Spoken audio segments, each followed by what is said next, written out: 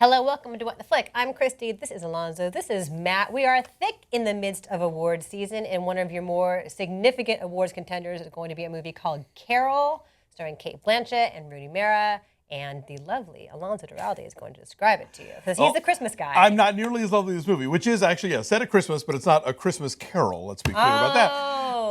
Okay, so it's based on a novel by Patricia Highsmith and directed by Todd Haynes. And those two things were already enough to get me like, and yeah, so it is, Rooney Mara plays a shop girl in early 1950s New York City, and she is smitten with a glamorous customer played by Cate Blanchett. Thank you. Perhaps Sorry, I don't know where I got that.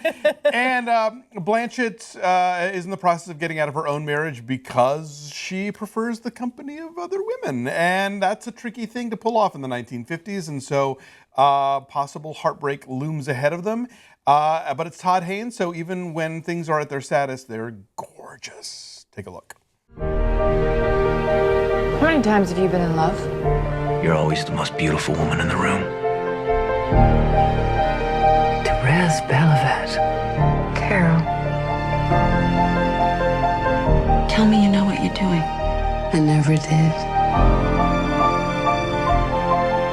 And then it changed. She's still my wife. I love her.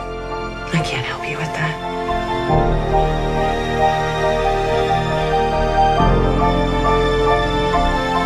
It shouldn't be like this. I know.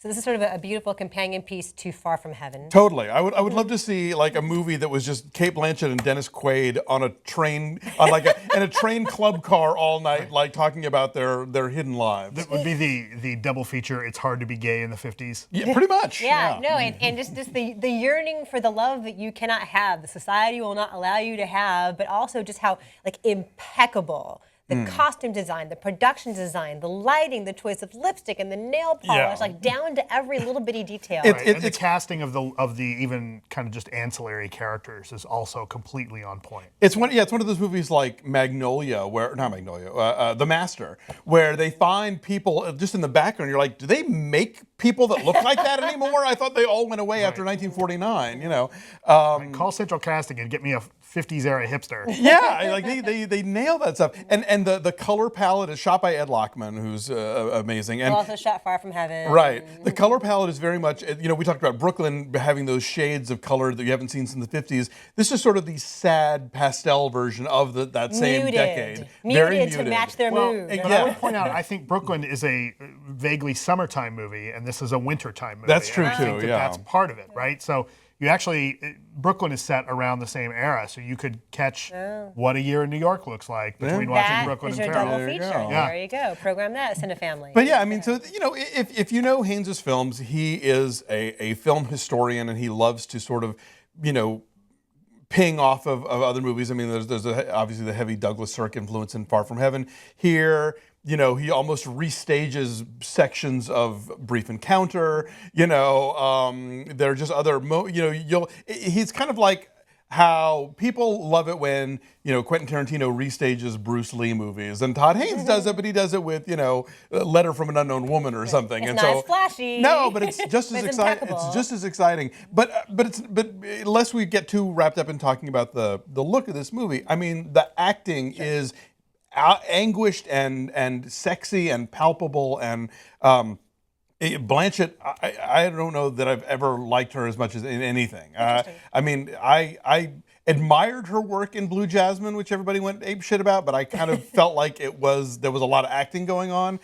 I didn't feel like I was watching her work. I felt like this character was just happening in front of me. Yeah, and they just have gangbusters chemistry from like the word go. Yeah. And in a scenario where it wouldn't seem terribly sexy, like they're at a toy counter at the department store, and Rooney Mara is not happy at that point in time. It's not like she's out there looking to, pick up on somebody, and there's flirtation. Like it's so subtle, but it just simmers with tension. It's beautiful. And there's a great sense of that sort of oppressive 50s conformity around every corner. What Cate Blanchett calls those tomato aspic luncheons. And it's very subtle in that, right? Like it's not overt about the oppression. It's just Rooney Mara's character feels like she's just kind of going along, and she acknowledged that she's just She says yes. She too says much. yes to everything, you know, and where she works, like they call her by number before they call. You know, she gets a phone call and it's employee whatever, like the number, right?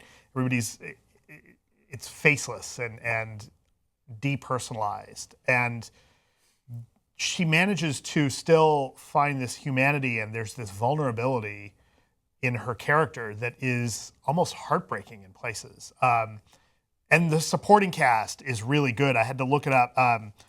You know, even like Jake Lacey. Yeah. This is the good Jake Lacey Christmas movie. Yes. I like Love the Coopers more than you guys did. I missed the review. I got to throw that out there. Yes. Kyle Chandler. Kyle is- Chandler is As her husband. amazing. He's so is good. great. And this is another one that they could have made him an ogre. Oh, right? sure. And he's not. He's a guy who is arguably trapped by where he is. I'd say, in a way, he's as Right. much a victim of the era as, Right. as the women are. But yeah. I think, you know, he's really interesting. Sarah Paulson. Sarah She's Paulson. great in it. I really liked this. This is a really great movie and really moving in a way that it's not over the top. It's not one of those really melodramatic movies that has these sweeping string sections and pounds you with the way you're supposed to feel. It, like Brooklyn, it earns its feeling. And so by the end of it, you're really invested in what's going to happen to these characters in a way that it kind of sneaks up on you. Yeah, I mean, for a movie that's about a lesbian affair, like they go on a road trip leaving New York and they don't kiss until Iowa. There's a lot of buildup and a lot of just sort of them getting to know each other and sussing out the situation. And, you know, even before it gets physical, there's so much passion going on there, but just in a restrained 1950s kind of way. And yet it feels very true. And so when they do kiss, it doesn't feel like, oh, come on already. It feels like it's totally earned. Yeah. And it is so steeped in, you know, the society's mores at the time and the look of it, but the emotion they feel, the connection they make seems totally timeless and totally true. And it's just really not a false moment between them at all. Yeah. You know, it could be now in terms of just how they navigate this unexpected love they find for each other. Yeah, and you know, the novel came out in the 50s. I mean, Highsmith originally published it under a pseudonym because it was so like, wow, you know. Scandalous. But very, I think, very true to that time, but at the same time sort of acknowledging that even in an era that we think of as being completely buttoned down, this stuff was out there. It was just having to sort of lurk in the shadows. And yeah, it feels very true to the characters and true to the period. There you go. So what are our numbers? They're going to be pretty high. I'll give it a 9.5. This is one of the best films of the year. 9.8 is on my top 10 list for sure. I give it a 9. Okay. Why? Yeah, what's your problem? Because I hate it. What's wrong with you? All right, so our number is a 9.4. And it is at 95% on the tomato meter right now. So it's probably opening like New York and LA this week, and it'll go wider. But please go find it when it comes near you and see it on the biggest possible screen you can find.